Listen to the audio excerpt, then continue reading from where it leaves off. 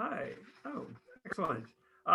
Welcome everybody. We're thrilled to host Craig Calhoun tonight in this evening's spring speaker series in the Center on the Future of War.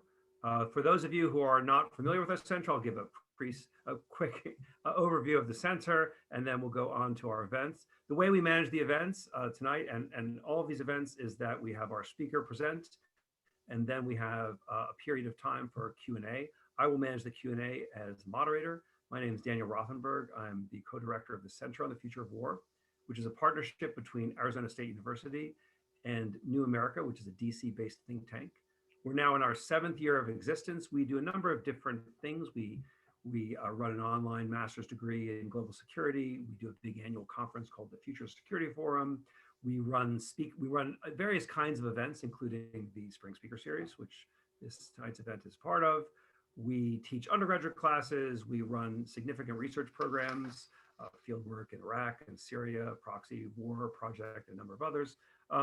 But one of our main goals is to try to connect and bridge different worlds, particularly the policy world and the world of academia.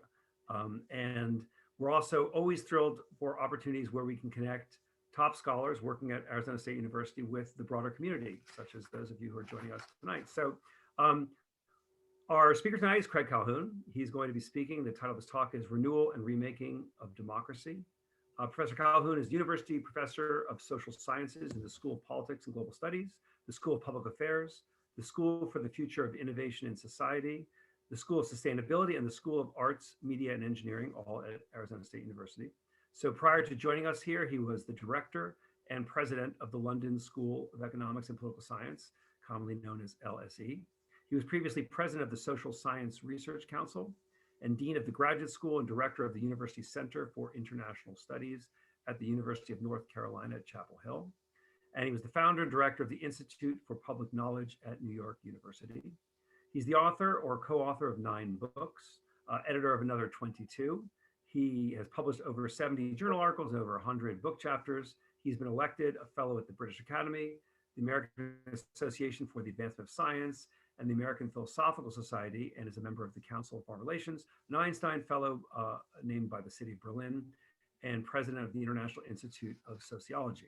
So, Craig, we're thrilled to have you with us tonight. The floor is yours. I'm going to sort of disappear during the period of time when you speak, and then reappear for questions. Okay, I had planned to share a PowerPoint, but I am forbidden according to the system. Oh. So we can do without, and I can just tell you what I'm thinking, or you can let me share my PowerPoint. Oh, we will work on the sharing. I'll go offline and do that. And meanwhile, if you can just start, we'll get the process rolling. So, Daniel, thanks so much for inviting me.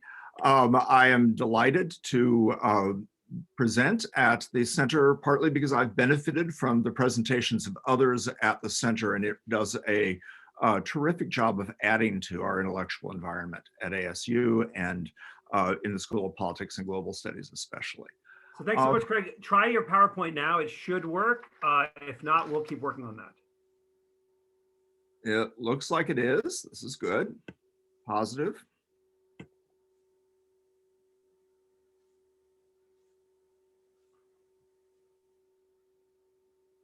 So I believe it's working. Can you see my PowerPoint? Yes. Excellent. Okay, good. Well, with that terrific but overly long introduction, which cited so many things I've done, you would think I would have learned to make a short PowerPoint, but I haven't. So let me just get into it before it goes too much further. I don't think I have to convince you that it's been a tough year for democracy, but let me just stress a few of the examples, the images that we see, the people who are contesting the election in crowds, the people who are contesting it sometimes in suits and individually and inside the Senate, the Black Lives Matter protests following police murder of George Floyd and other such events, the very disproportionate deployment of force. The picture on the right, I might add, is the military protecting the Lincoln Memorial from a Black Lives March, which ever attacked it. This is familiarly the military not protecting the US Capitol from an invasion, right? And there have been a variety of questions about, if you will, the structure, the legal and republican structures and norms of democracy, including those affecting the politicization of the Department of Justice and of the military. There have been efforts to walk back to that. Now, we may think, oh, well, that's all in the past. We've shifted administrations, we've shifted directions. And I hope that's largely true, but I want to suggest some ways in which it's not entirely true. First, democracy is always incomplete. This is sort of built into the nature of democracy. Democracy is in part about wanting more democracy. In Charles Taylor's term, it's a telic concept. It's defined by its unmet ideals, not simply by the presence or absence of specific mechanisms.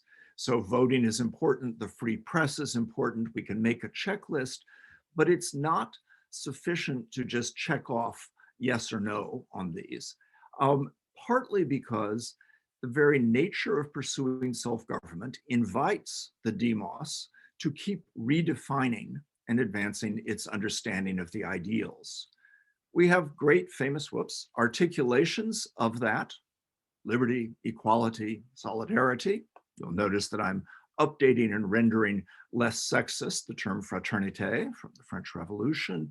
We have Abraham Lincoln's famous invocation at the in the Gettysburg Address, government of the people, by the people, for the people. He didn't actually use the word democracy, but this has become one of the most famous glosses on democracy. And these are clearly ideals that we meet incompletely at best. And we make progress at best in a 2 steps forward, 1 step backward fashion. But it's worth saying we do make progress. The US Constitution disenfranchised the majority of American adults on grounds of slavery, gender, ownership of property, ceding to the states decisions that would be more extreme in many ways on the property qualification, right? Now, all of these are issues that are still with us. Race is still a fundamental challenge. Race and racism is still a fundamental challenge to American democracy. We have not achieved gender equality. And if I were going to take the time and go back to some of those crowd pictures, you would note how very disproportional the men are in at least certain of the, in the insurrection, for example, right? And we still have radical inequality, right? But I want to suggest we still have progress. There's reason to hope. And the current upheavals reflect something more than simply the incompleteness that is always there and the fact that we've had a little bit of retrenchment. Democracy degenerates when foreign movement stops, but it degenerates also when citizens are not, in meaningful senses, all in it together, right?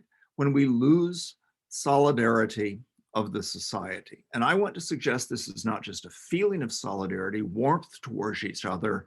It is a matter of actual cohesion and connection. And that a significant part of the degeneration of democracy we face is this kind of loss of solidarity and connection, that it has structural foundations, and that rebuilding democracy has to involve shifts in those structural foundations and ways of renewing, not just fixing existing institutions, but reshaping society so that to a greater extent, citizens are in it all together and have reasons to be invested in that. But I'll come back in conclusion to some of that. My point here is that democracy has degenerated. It doesn't just have a set of technical problems. It has some terrible ones. We have a dramatic increase in voter suppression by various means since the Supreme Court gutted the Voting Rights Act of 1965. We have seen battles over this and efforts to fight back in the state of Georgia, not least. We have issues about gerrymandering going on in state legislatures around the country now. We have issues with the role of money in politics. We have issues in adjusting to shifting media landscape. Now, it may be possible to improve democracy by dealing with each of these with various kinds of laws, regulations, and what I'm calling technical fixes. But that won't deal with some of the deeper issues that have caused degeneration. And here I mean the disruption caused by a dramatic reorganization of the political economy of the country, which has also produced a displacement of people, literally, has radically intensified inequality, and has caused political polarization to be mapped onto social division. That is, it's not just that we have extremely different views, it's that the alignment on several different issues coincides on geography, on aspects of economic prospects, and so forth.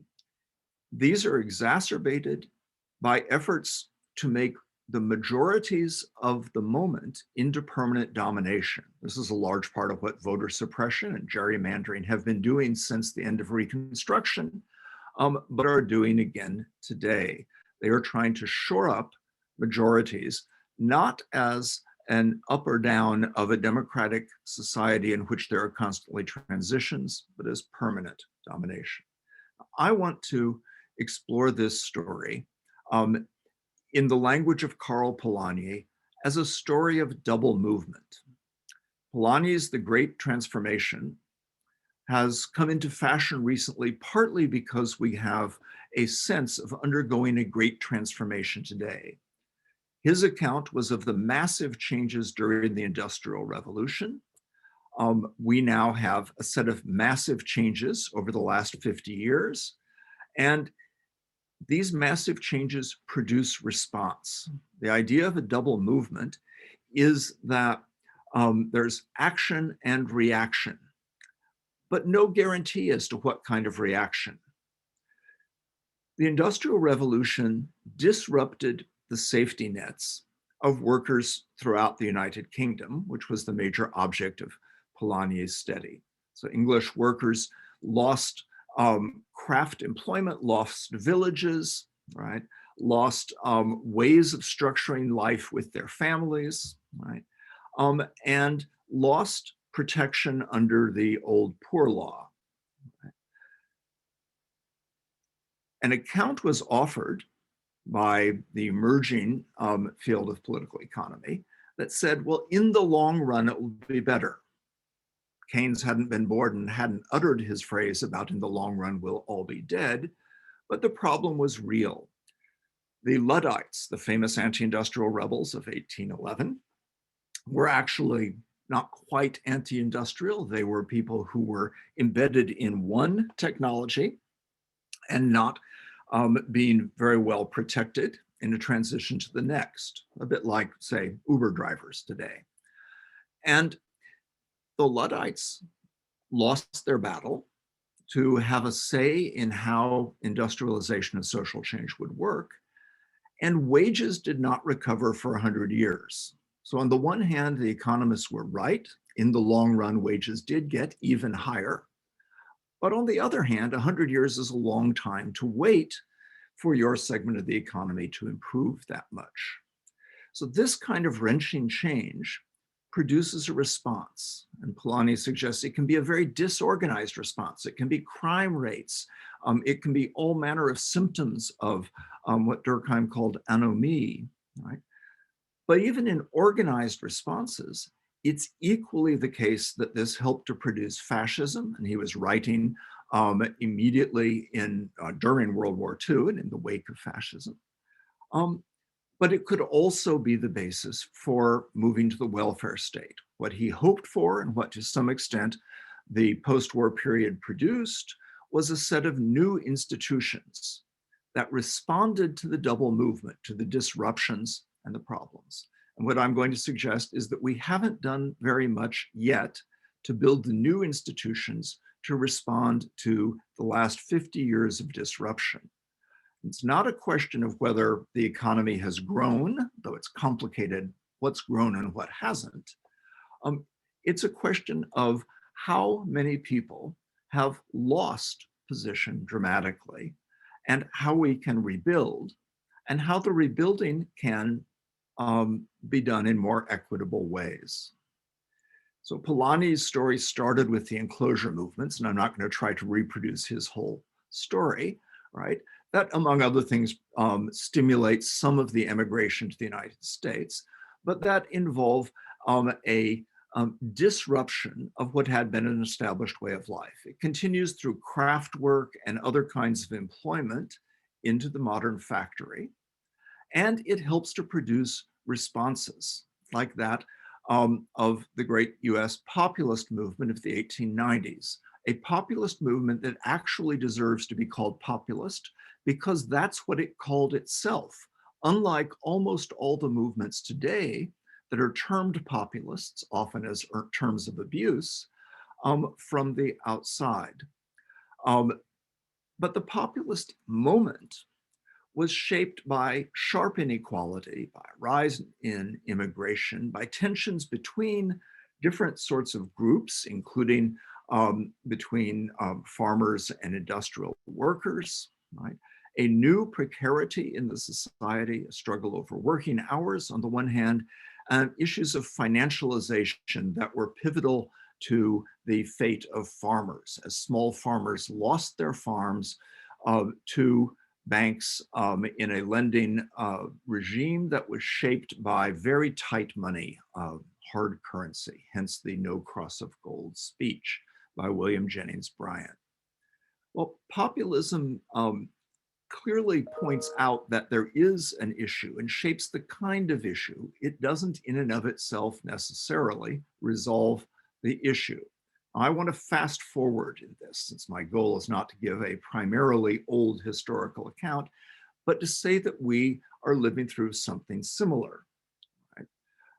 The period of the New Deal, World War II, and the post-war boom, taken as a package, produced a post-war era in which there was a renewed prosperity, increased social mobility, and the development of relatively settled community life in the United States. It was by no means perfectly fair.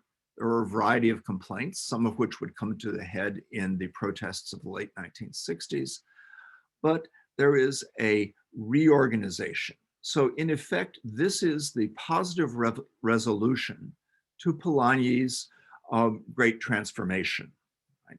Huge upheavals over a very long period of time, even shaping the two world wars, but we get a sort of renewal, a rebuilding of society in some basic ways. And much of the infrastructure we have today dates from this period.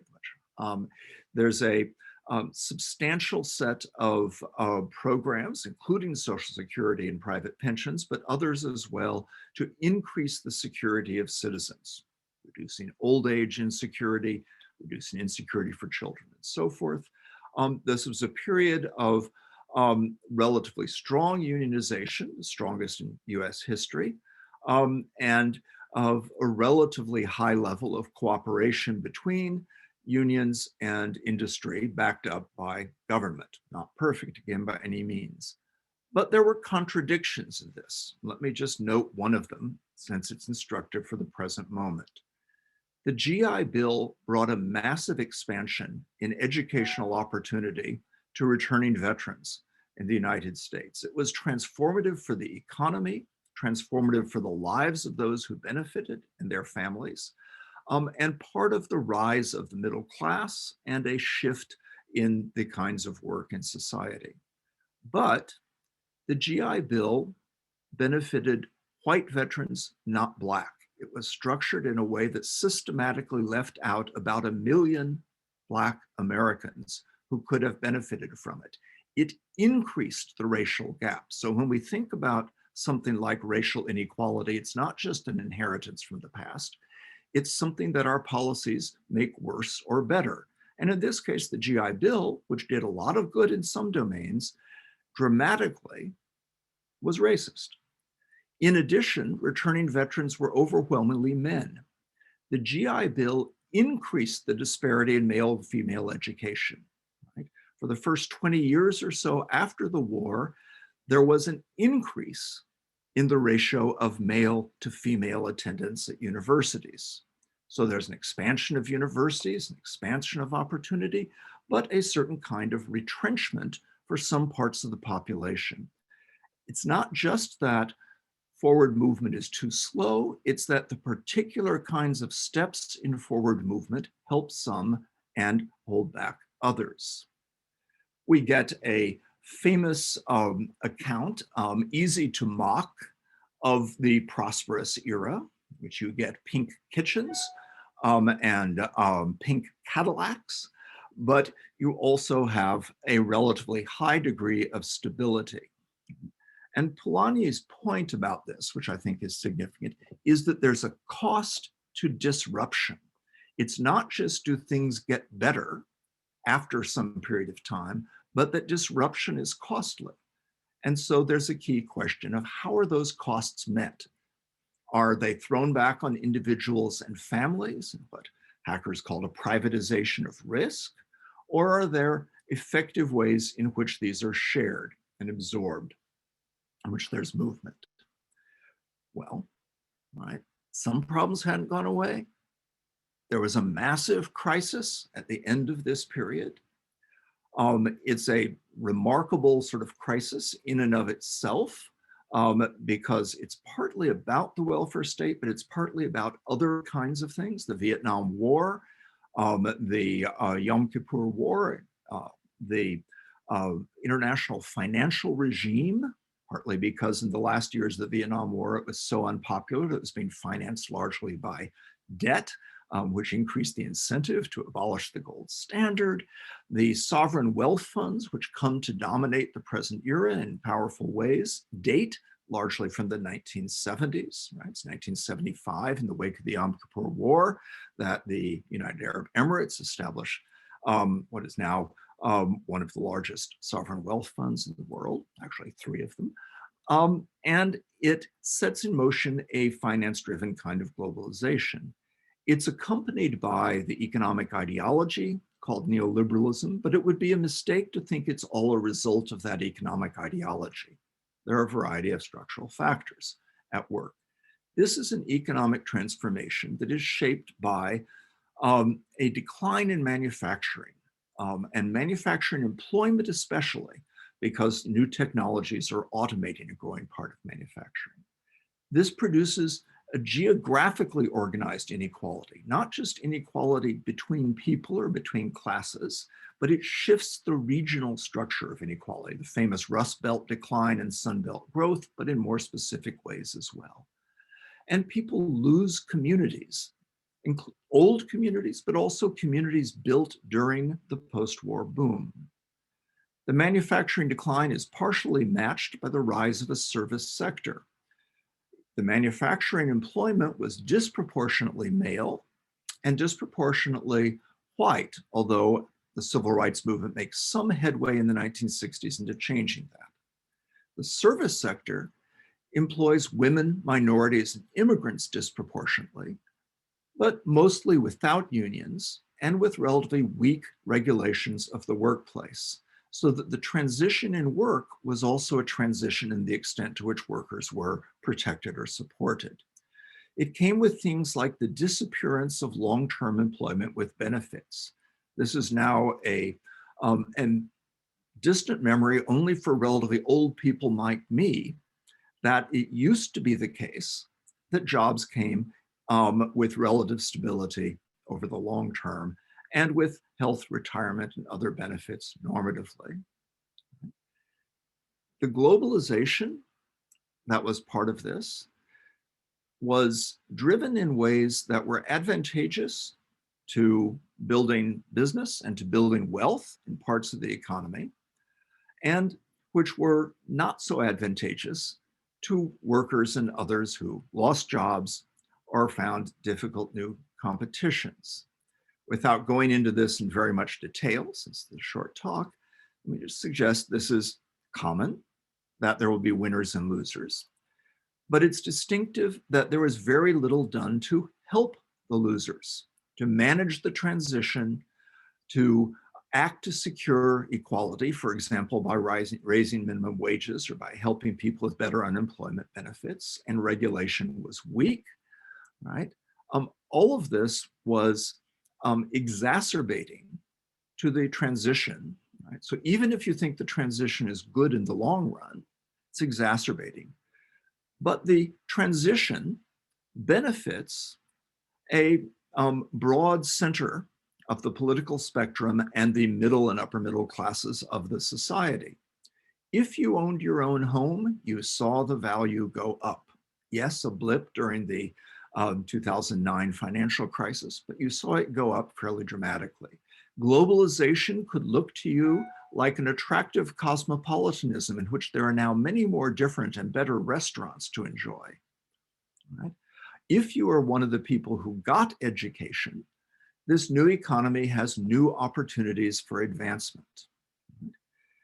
Just on the horizon as this starts is something that has become powerful recently and which we've noticed a lot during the pandemic, the rise of a logistical economy, an economy of warehouses and delivery and of moving things around, partially in automated ways, I think increasingly automated for the future.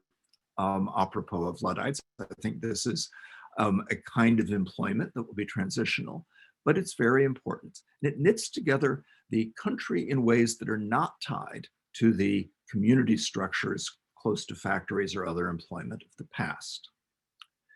Well, what happens during this period? Well, I'm going to go very fast through these slides, partly because I think we all pretty much know. Right? We know that inequality increased. We may not always remember quite how much, right? So this chart is instructive, even though it's only up to 2017, doesn't do that, right? First, it tells us how much increase there has been in each of two gaps over roughly the last 40, 50 years. First gap, the ratio of income at the top 1% to average wages, right? It is enormously increased. It's not just increased a little. The Occupy Wall Street folks were onto something with the slogan of the top 1%, although we could refine it and say the top 0.1% or otherwise. But secondly, notice that there is a change in net productivity, the orange middle bar. Productivity is growing.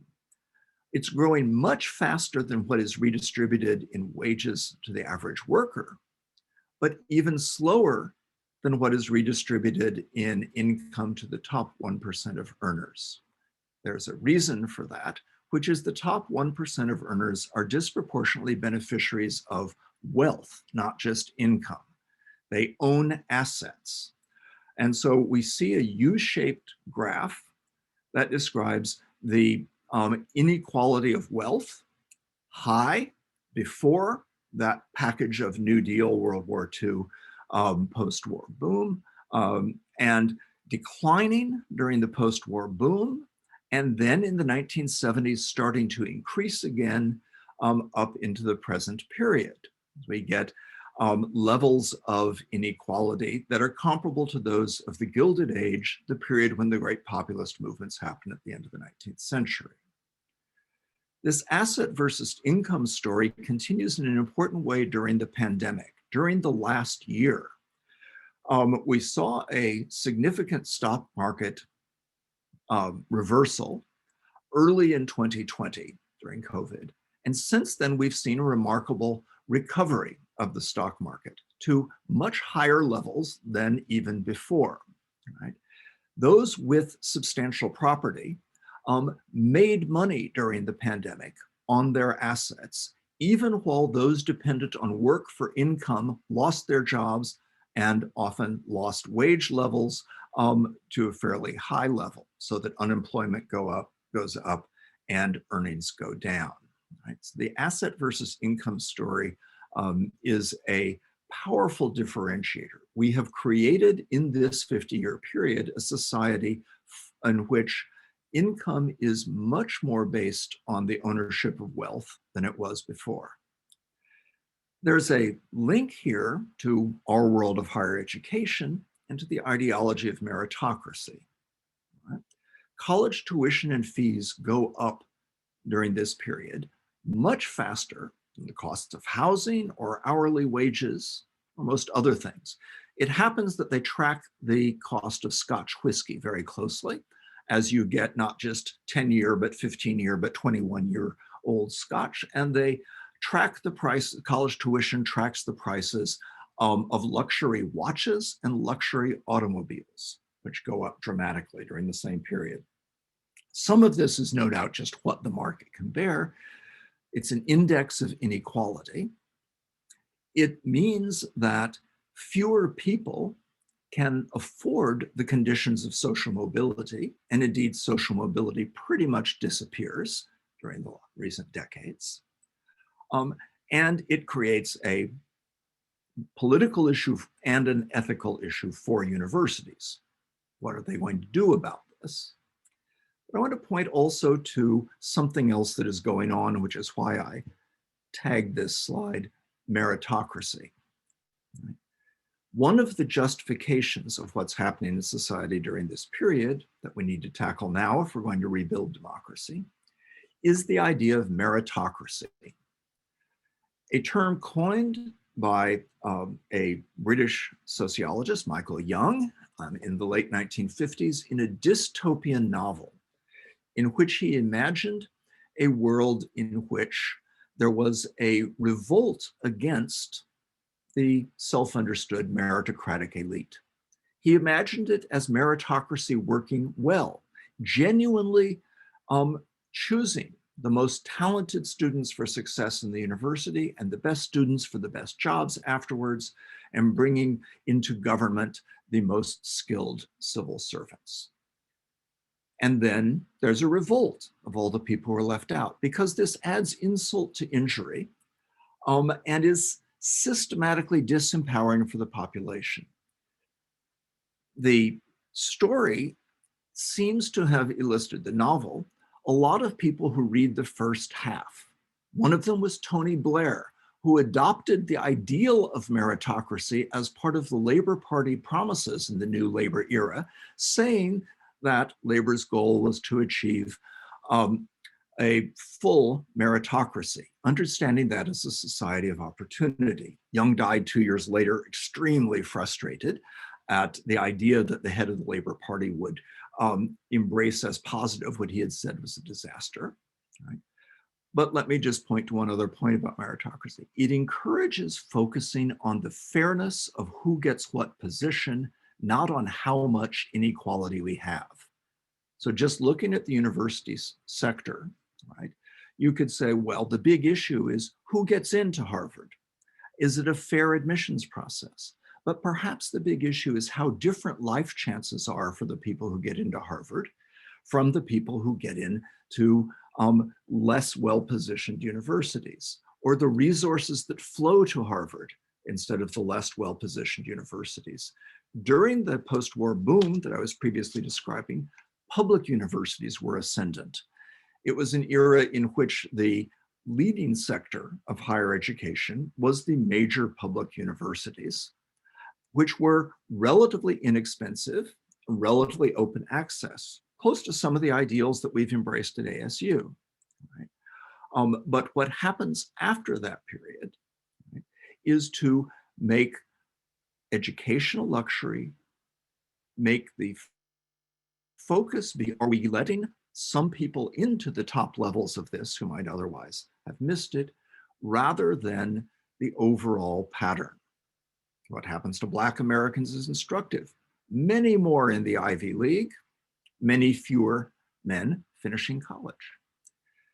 There's an overall pattern of displacement affecting members of broadly the working class in this, with deindustrialization, loss of community, loss of place, the opiate epidemic, we know this story again, setting up a distinction, which is not quite a class distinction, between place-based, more or less local communities and metropolitan centers with cosmopolitan aspirations.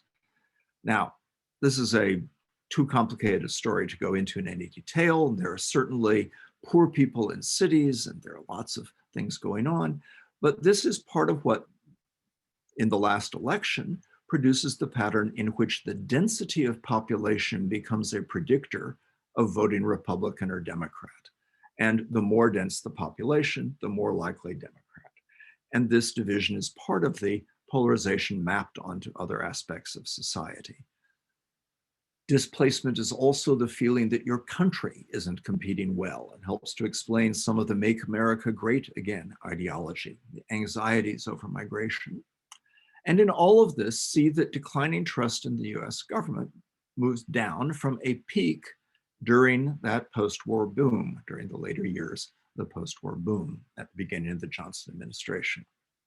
Okay, now let's get into what the heck can we do? First, democracy doesn't just require those technical fixes that I suggested, it requires social foundations. The first set of social foundations are that democracy is an attribute of republics. Almost all the world's democracies are in fact technically republics. The French Republic, it's now the fifth. The US is a republic. What the Constitution guarantees and says all states must also guarantee is republican government with some level of democracy that can change over time and can be negotiated. But the republican qualification is important. And a variety of things come with the republican idea, which are important balances to democracy and supports for the stability of democracy in the long term. An idea of liberty, for example, not as simple freedom in its most negative senses, but as non-domination, right? Not getting dominated by other people. This figures inside the government constitution, which is largely set up to try to avoid individuals seizing power, but it's a matter throughout society, according to Republican thought. The ideal of the public good, a good that is not just the sum of individual desires, but good for the whole society, is something we get largely from the Republican tradition. It's supported by free press and other ideas intended to ensure public debate, not just as a good in and of itself, but because it's necessary to ascertain and indeed even to shape understanding of the public good, and an idea of civic virtue, that participation as citizens are good. Now, most of what I've described is under the Republic heading, is normative. It's exhortations, right, to respect the public good, to have civic virtue. But it's also backed up by some structures in government intended to secure this and balance it, some of which have been in danger recurrently and especially recently. A second set of issues is what I called cohesive demos. I've been signaling this already in my more or less diagnostic part of the talk.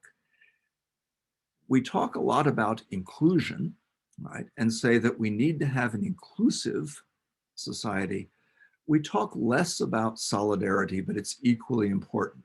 We need to have high levels of social integration, interconnection, commonality, so that people, as I suggested, feel they are in it together, so that inclusion does not become a matter of resentment to people who feel they're losing out in this. We've actually undercut our social integration during this period. And third category of things that we need empowered citizens, and we need to see them empowered in their own lives to pursue happiness, as the Declaration of Independence has it, individually, but also through communities. If communities decline, this actually undercuts the empowerment of citizens. Same thing for various intermediate associations. So we need institutions to empower citizens, in all the more given the large scale of our society. The biggest problem bringing the Republican ideas to the contemporary world is that our societies are so much larger and so much more complex than the face-to-face societies of the ancient world, or the Renaissance or even of the 18th century. Empowerment of citizens, therefore, means empowering them not only individually in their own lives, but to shape government in various ways and how government responds to the needs of citizens. We've seen a dramatic disempowerment that is perhaps the most important cause of the degeneration of democracy. So we want rebuilding. We have a version of a rebuilding plan with the Green New Deal. We have the $1.9 trillion stimulus that Biden has brought together with a number of other programs recently. To rebuild social foundations for democracy is crucial. This is basically the punchline of my talk, such as it is. Right? We have to rebuild the social foundations. There's no rebuilding democracy in the realm of political process alone. We have to empower citizens individually and in various kinds of groups. We have to strengthen cross-cutting ties. One of the worst things that my generation advocated for and got was an end to the draft, not replaced by a fair version of national service, but replaced by a very unfair version of military service and sacrificing the integrative potential of national service. Same thing goes for public universities. When they were low cost and mixed together a variety of people from different parts of their states and different levels of income, different racial and ethnic groups and so forth. Public universities can again play a cross-cutting role in this. We need to reduce the advantage of assets over income that I described before. In other words, pay people more for work than for owning property. Increase equality in general. My point about meritocracy. Meritocracy encourages us to increase inequality, right? To have more classes for the gifted, more private universities at higher cost in order to ostensibly give benefits to those who deserve them, but in fact end up giving the benefits overwhelmingly to the privileged. We need to build infrastructure, the main source of investment, main focus of investment in each of the rebuilding agendas.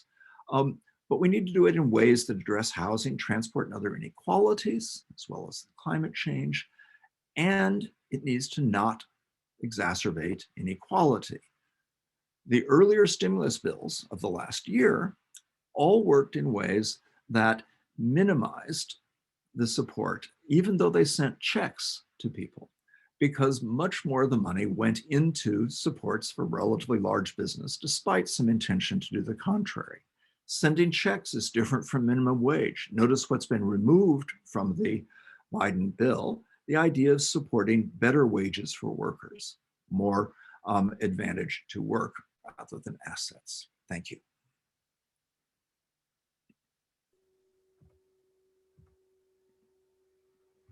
All right. Thank you so much, Craig, for that excellent presentation. Just to, a brief note for all of you out there attending this event. So the way we manage the Q&A is if you could please post your questions into the Q&A box in Zoom, and then I'll try to make sure that we address as many of them as we can. I'll start off with one question, which is, you presented a very compelling, if not a little bit depressing view of where we stand in democracy as regards to democracy in the United States. I'm wondering if you feel that an element of what's required to move things forward towards greater and more inclusive social order is some type of narrative or story that constructs the kind of solidarity or supports the sort of solidarity that you mentioned. Yes, that's a good question, Daniel, and I do think that roughly. I don't think that it's possible to do this work by narrative alone. So I don't think that there is a cultural solution that can dispense with the political economy. But I do think narrative can be important. And I think that weaving together a story of common identity is vital for this. But if we need narrative on the one hand, we need critique on the other. This talk, this failed effort to condense a 400-page book, begins with in the text version, with me memorizing the Gettysburg Address when I was 11 in 1963.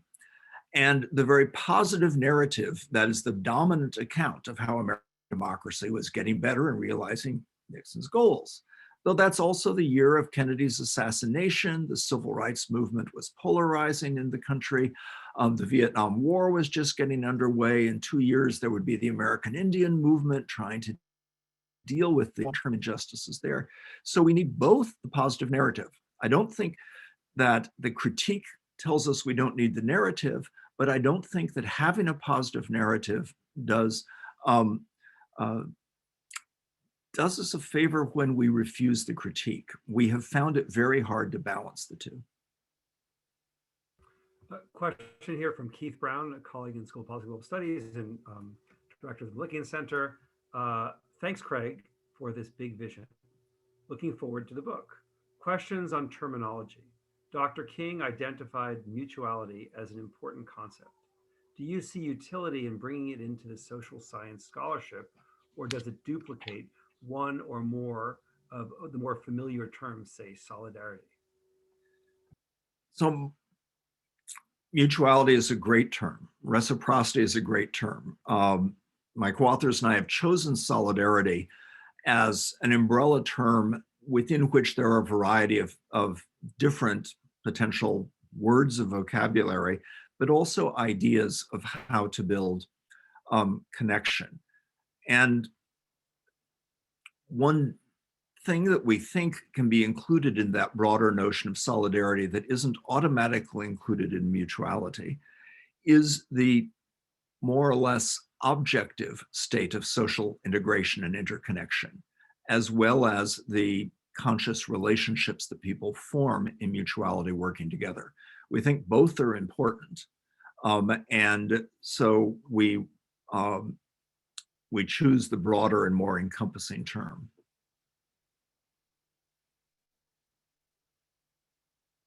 You're muted, Daniel. One of the solutions or the fixes that you suggest are very comprehensive. There might even be termed, say, revolutionary, in that they're sort of a whole of system approach. So given the more crass realities of politics, can you identify a particular arena, a particular subset of issues that are the most pressing to address, to push forward on greater and more integrated vision of democracy? I think that I can set priorities within this, and I won't shy away from that charge, but I would note we are responding to a whole system transformation. What went on from the 70s into the beginnings of this century was a transformation of pretty much the whole of the social, political, economic system of the United States, and therefore the whole underpinnings for democracy. We now have these problems, and we aren't going to be able to respond adequately to the first movement, to Polanyi's first movement, without a double movement that is proportionate. So call it revolutionary, as long as you don't mean it's a violent takeover of the government.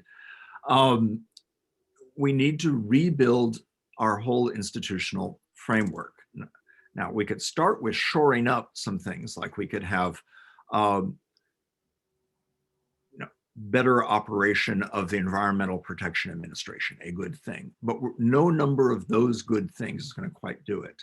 So I would probably place the first priority on investments in health, because they would speak to the genuine needs of recovery from the pandemic and investing in resilience.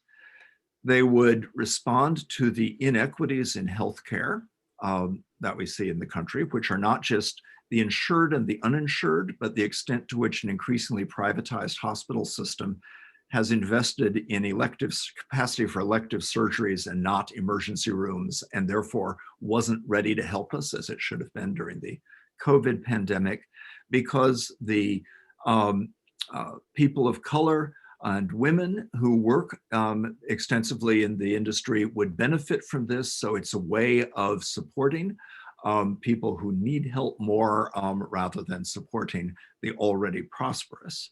So I would make major investments there. You can call it Medicare for all if you want. I'm not invested in that slogan, but I'm invested in the idea of a major thought of healthcare. So that would be upfront, and it would be because it is good, the public good in that sense.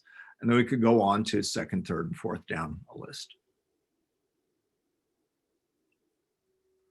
So at the foundation of your argument is a claim about fundamental historical shifts. So can you help us understand the path forward by finding some prior historical antecedent or some case where a similar fundamental shift occurred and responsible players were able to guide the society forward in a positive direction? Yes. I skated over it really fast, but I think the Polanyi story signals that. There was a comparably dramatic transformation of pre-industrial European society, of work based on agriculture and craft, with the rise of industry and factories and other changes during the 19th century. And it took a long time, but eventually we rebuilt around a notion of the welfare state and various government-supported institutions, and around an employment in an increasingly corporate private sector that worked with long-term guarantees. And we achieved the post-war boom. As I said, it wasn't perfect, but it was a major stabilization of what had been a chaotic reality. The chaotic reality had contributed to 2 world wars, to the Great Depression, right, to a lot of upheaval. Now, that chaotic reality had also contributed to the coming of National Socialism, right? So you got 2 projects of trying to restore prosperity, stability, general solidarity, a fascist one and a democratic one. From my point of view, happily, the democratic one succeeded. And I think predictably, but not with a guarantee. And so I think there is historical basis for seeing that. And I think it did involve wise people as well as luck, right? The New Deal programs were central, but it also involved the extent to which the war created the occasion for a full employment economy, not the New Deal as such. The military innovated in many dimensions of the social change, which would then carry over into civilian society after the war. That has become, so, yes, there's a historical example. It's very macro, but I think it applies to the present day as well, that we can do this if we are prepared to recognize the seriousness of the challenge and respond at appropriate scale. Although that example suggests that the impetus for the substantive and necessary change was a profound, if not devastating, set of crises with vast human suffering, 2 World Wars. Do we need a crisis? Well, we have a crisis. We don't have that crisis, and it may not be equally severe, but it's pretty big. I think one of the questions is, can we be prudential enough to not wait until there is another Great Depression before taking some kinds of action? And I hope the answer is yes. But also note that depending on how you're placed in society, the problems are just as severe now. We tend to privilege the overall account when the Depression hits everybody, but some hardships of comparable severity hit some people all the time right now. Question here from colleague Lenka Bustakova. I'll just read it. Great talk. I very much enjoyed it. I agree with the emphasis on solidarity and redistribution is long overdue.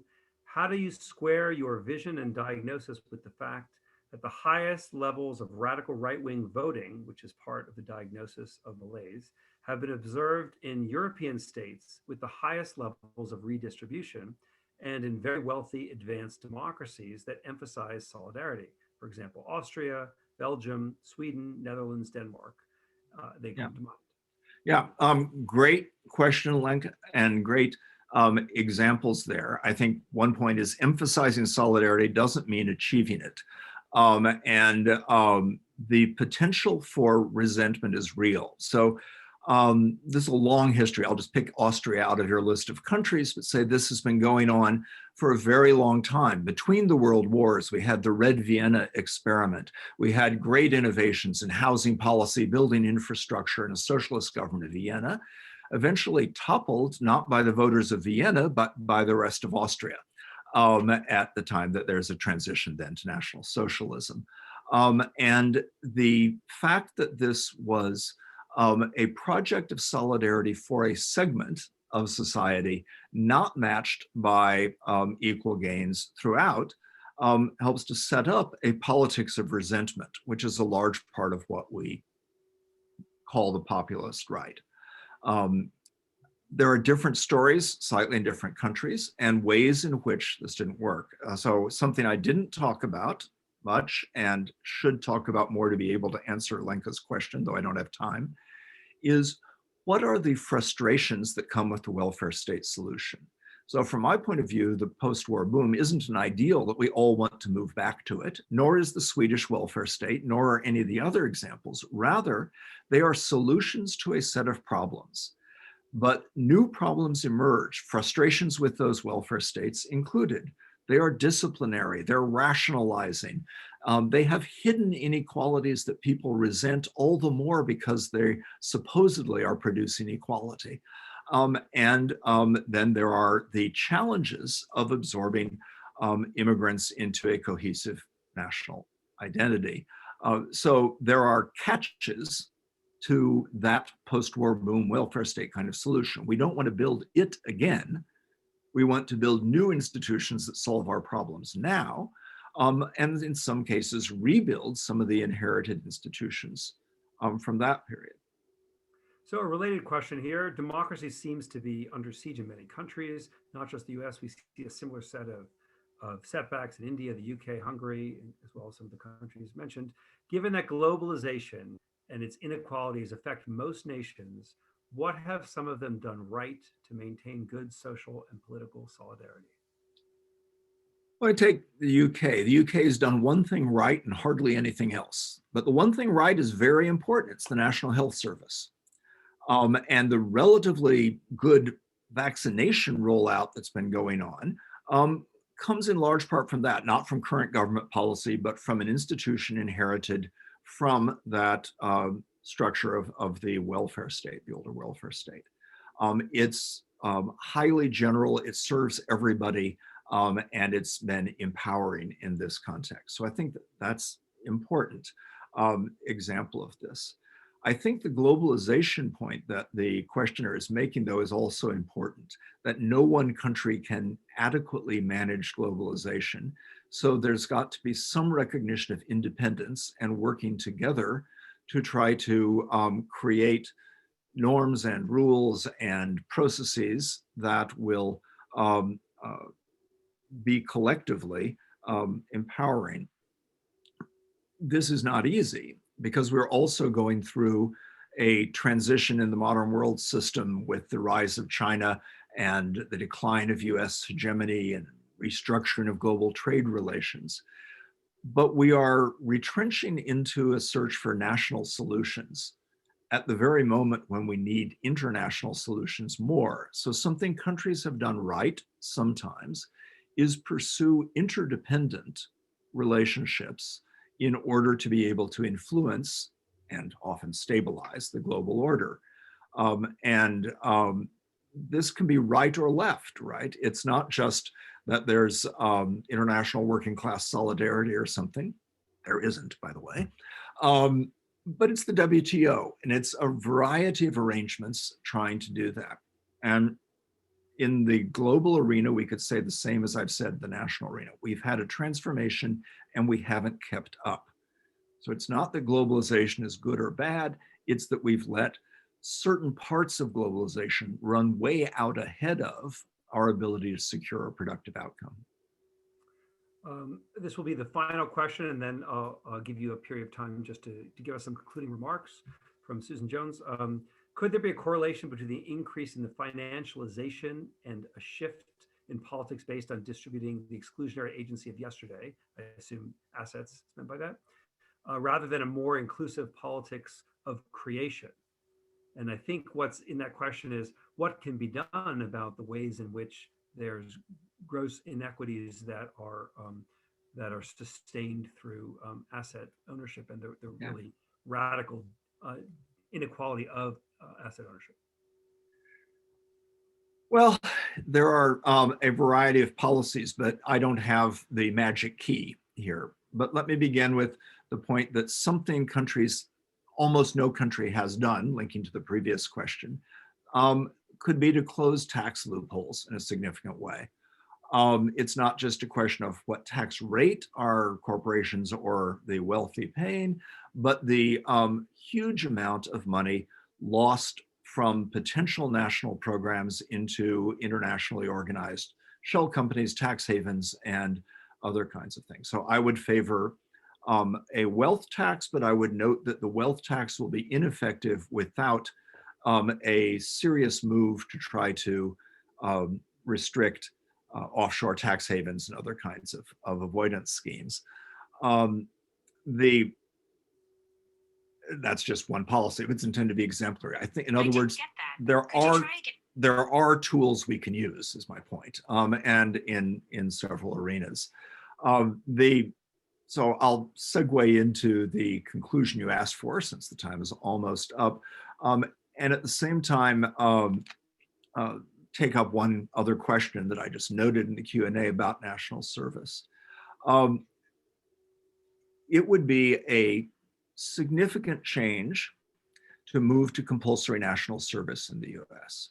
It seems to me entirely possible in the moment of this disruption, and it seems to me neither left-wing nor right-wing. It seems to me it could be organized in a way that had military options and other options, and had some ability to determine where the needs were and deploy the citizens in national service in different ways. It wouldn't be popular with everybody immediately, but it would have a distribution potentially across the left-right spectrum. And it could meet various goals. It could prepare people for employment, as military service sometimes does, but not always with the transitions afterwards that we'd like. It could be integrated into a variety of environmental or other kinds of agendas and so forth. So I think we could do this. It's another tool, right, like wealth tax, that's potentially available. Unlike wealth tax, which would be supported by and large by the left and not the right, this is something that could be cross-cutting. And I think that that's what we have to look for. We have to look for a set of actions that are concrete, speak to this, that we can take realistically. And we have to be willing to think fairly big about this. Small thinking will fail. It's true that you can get a big change through lots and lots and lots of small changes. And that may be the way it works, right? The New Deal was many, many different pieces of legislation, not one master plan. And we may get a lot now.